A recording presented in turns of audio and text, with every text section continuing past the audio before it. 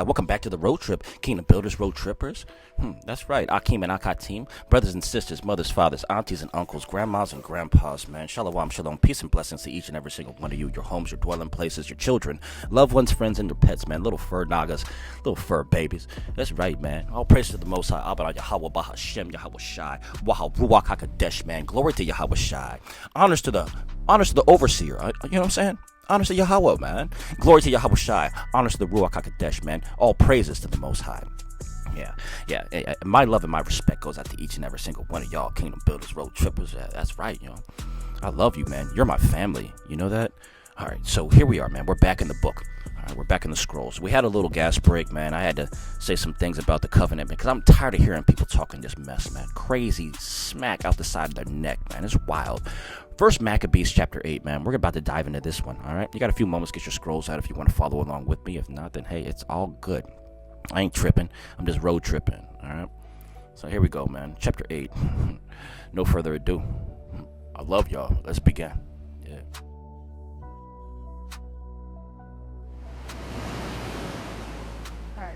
Take them back.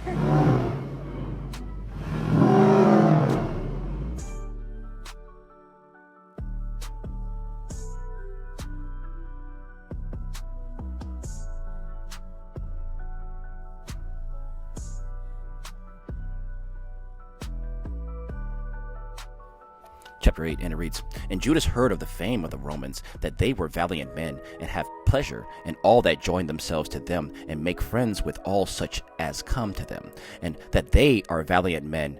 And they told him of their wars and exploits which they do among the Gauls, and how that they conquered them, and brought them under tribute, and what things they did in the land of Spain, and they might become masters in the mines of silver and gold which were there, and how that by their policy and persistence they conquered all the place, and the place was exceedingly far from them, and the kings that came against them from the uttermost part of the earth, until they had discomfited them and struck them very sore, and how the rest gave the tribute year by year, and Philip and Perseus, king of Chetam, and those who lifted up themselves against them, they discomfited in battle, and conquered them. Antiochus also, and great king of Asia, who came against them to battle, having 120 elephants with horse and chariot, and an exceedingly great army, and he was discomfited by them, and they took him alive, and appointed that both he and such as reigned after him should give them a great tribute, and should give hostages, and a parcel of land, to wit, the country of India, and Media, and Lydia, and of the goodly of their countries. And they took them from him, and gave them to King Eumenes, and how they of Greece took counsel to come and destroy them. And the thing was known to them, and they sent against them a captain, and fought against them, and many of them fell down wounded to death, and they made captive their wives and their children, and plundered them, and conquered their land, and pulled down their strongholds, and plundered them, and brought them into bondage to this day. And the residue of the kingdoms and of the isles, as many as rose up against them at any time, they destroyed, and made them to be their servants. But with their friends and such as replied upon them, they stayed friends, and they conquered the kingdoms that were near and those that were far off, and all that heard of their fame were afraid of them. Moreover, whoever they will to help and to make kings, these do they make kings, and whoever they kill do they dispose, and they are exalted exceedingly. Verse 14, And for all this none of them did ever put on diadem, neither did they clothe themselves with purple, to be magnified by it. And how they had made for themselves a senate house, and day by day 320 men sat in council, consulting always for the people in the end they might be well ordered. And how they commit their government to one man year by year, that he should rule over them, and be Adon, be Lord, right, over all the country, and all are obedient to that one, and there is neither envy nor emulation among them. And Judas chose Eupolemus, the son of John, and the son of Achos, and Jason, the son of Eleazar, and sent them to Rome to establish friendship and alliance with them, and that they should take the yoke from them. For they saw that the kingdom of the Greeks did keep Yasharel in bondage, and they went to Rome, and the way was exceedingly long. And they entered into the senate house, and answered and said, Judas, who is also called Maccabees, Maccabees, and his kindred, and the people of the Yahudim have sent us to you to make a confederacy and peace with you, and that we might be registered your allies and friends. And the thing was well pleasing in their sight. And this is a copy of the writing which they wrote back again on the tables of brass, and sent to Jerusalem, that it might be with them there for a memorial of peace and confederacy. Good success to be the Romans, and to the nation of the Yahudim by the sea and by land forever, the sword also, and the enemy by far from them. But if war arise for Rome first, for any of the allies in their dominion, the nation of the Yahudim will help them as allies, as the occasion will prescribe to them, with all their heart. See, it was supposed to be a partnership. It didn't work out that way. All right, let's continue. And to those who make war upon them, they will not give neither supply, food, arms, money, or ships, as has seemed good to Rome. And they will keep their ordinances without taking anything therefore. Okay. In the same manner, moreover, if war come first upon the nation of the Yahudim, the Romans will help them as allies with all their soul, and the occasion will prescribe to them. And to those who are allies with their foes, there will not be given food, arms, money, or ships, as it has seemed good to Rome, and they will keep these ordinances, and that without deceit. Pay attention.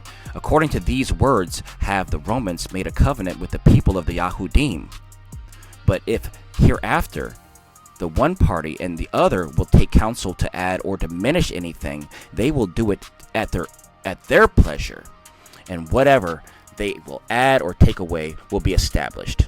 And as touching the evils which King Demetrius does to them, we have written to him, saying, Why have you made your yoke heavy upon your friends and allies the Yahudim?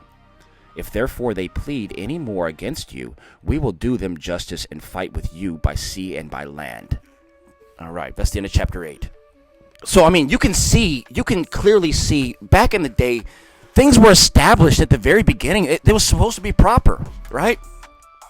You got the Medes, you got the Persians, you got the Moabites, you got the Chaldeans, the Edomites, the Amalekites, right? You got all these different sects, these different nations of people. And things were supposed to be clean. You stay in your section. Hey, if we have war, you come help us. Hey, if we got war, you come help us. You got war, we come help you. I'm saying, stay in your lane. You got your own provisions. You got your own women. You got your own people. You got all that. You got your own trade routes. You got all that. We're not messing with none of that. Don't come mess with us. But see, they had to come mess with us. They had to come mess with the Yahudim. People can't stay in their lane. Oh, man, because, all this land that you were given wasn't enough. Oh, you had to come over here and you had to touch somebody else's land. You had to touch somebody else's women. You had to touch somebody else's children.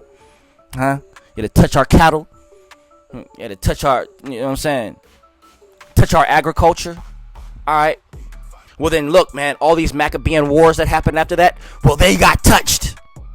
And so they're on top right now. The Chaldeans they're sitting in the chief seat right now. Yeah, they are. Presidency right there on Capitol Hill. That's the Chaldeans, man. Those are the Chaldeans. Sitting over there with the white and blue flag, with that star on the flag over there in the Ish country, stolen identity.